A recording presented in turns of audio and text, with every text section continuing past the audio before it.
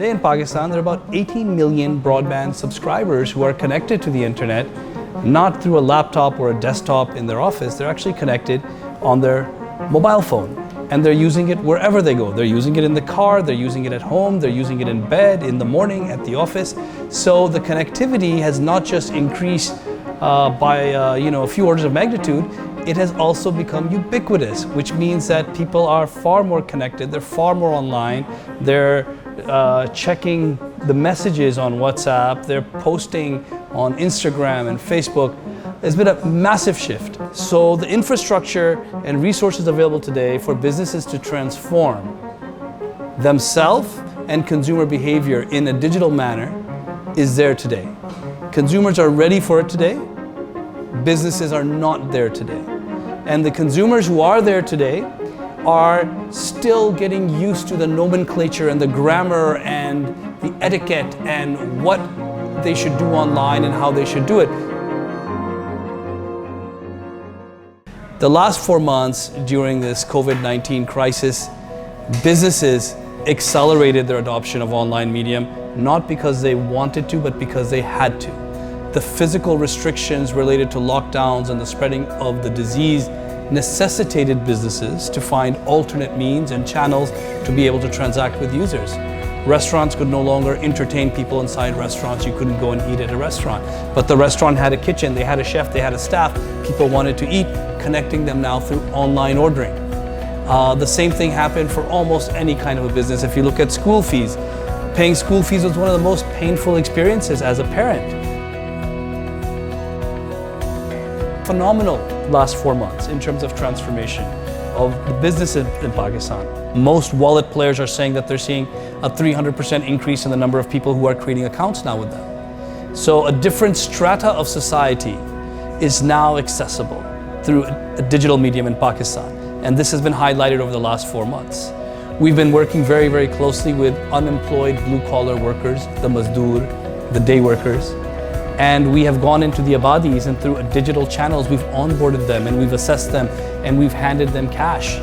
So we have now dispersed cash through another non-profit initiative that was worked on between Finja and with Rosie. We have now dispersed over 1 crore rupees through these individuals. It's about 55,000 household individuals that have been impacted by this in just 4 months. We've learned that the segment closer to the bottom of the pyramid has now smartphone access, online internet access. They are ready to embrace the digital world, but there's significant behavioral obstacles and burdens.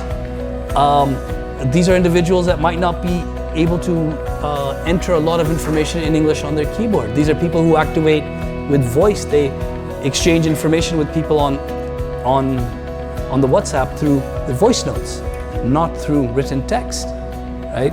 So these are people who know how to download an app because they've downloaded Facebook on their phone and they've downloaded WhatsApp on their phone, but they don't know how to open up a site in a web browser, which should be easier. So in addition to the businesses opening up and rushing towards e-commerce and online interaction with their customers, it's also opened up a massive customer base beyond what we normally think it's feasible to interact with and to do sales to. And it's opened up a different group of SMEs now. We need to get cash into the hands of individuals. We need to process loans.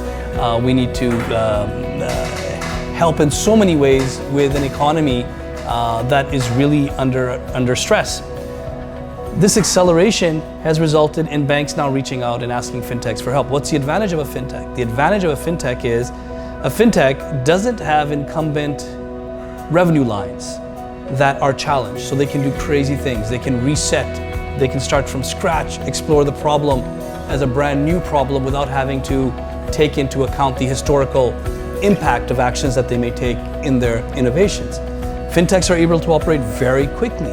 They don't have a bureaucratic ladder. They don't have a regulatory structure that is as intense as the banks in order to innovate. So because they can execute rapidly, because the people doing them are by nature risk takers, and they're highly creative.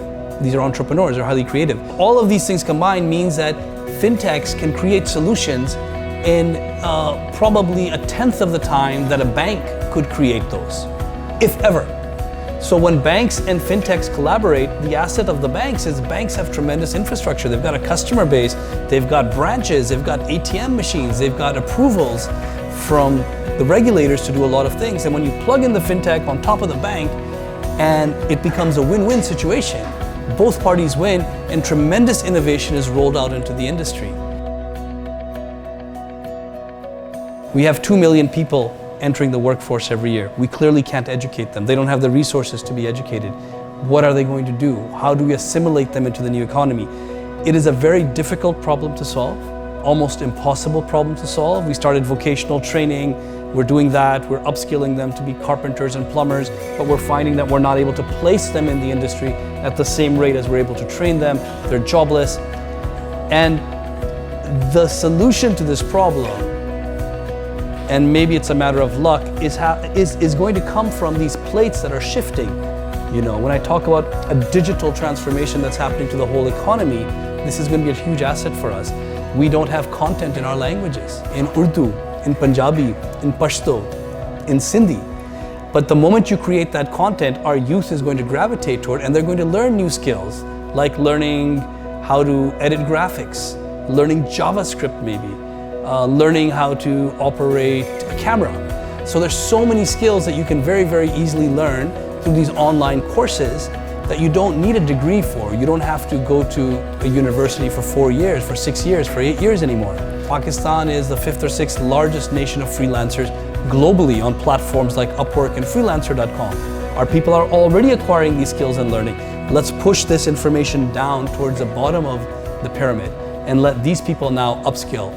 And thirdly, the people who don't take online classes and don't gravitate towards higher education and learning these very valuable skills through which they'll earn a lot more money, there are individuals who can operate a smartphone and can do other things. They're going to join the shared economy. They're going to drive cars for shared economy organizations like an Uber or like a Careem or Baikia. They're going to increasingly help with the sales channel, the supply chains going from the distributor to the wholesaler, back to the shops and the stores. It's a massive army of people. These are the salesmen of the country. So there is going to be a big push towards people who can participate in this new economy as it gets created very quickly. And those people from all stratas who embrace it and can be a part of that new world will be rewarded disproportionately. This is an unprecedented time in human history, or at least in our lives. We've never seen anything like this. Last 6 months, our lives has been suspended. We've had to re-examine everything we do. We have to re-examine the way we operate our businesses, the way we operate our households, what we do and why we do it. And even though it's been a tremendous challenge, it is an incredible once-in-a-lifetime opportunity to completely reset, to not worry about the baggage of the past that we've accumulated that forces us in a direction into the future.